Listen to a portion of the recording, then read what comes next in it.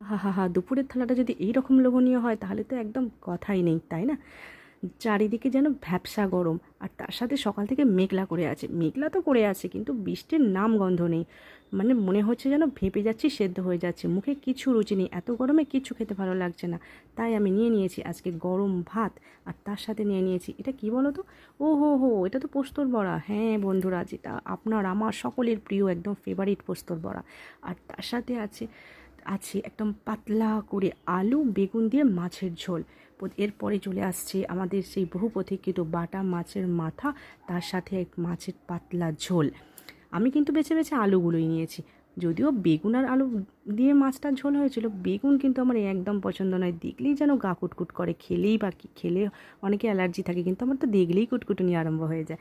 যাই হোক, থালাটা এইরকম হয়েছিল, এক টুকরো গন্ধরাজ লেবু, এক টুকরো লঙ্কা, তার সাথে মাছ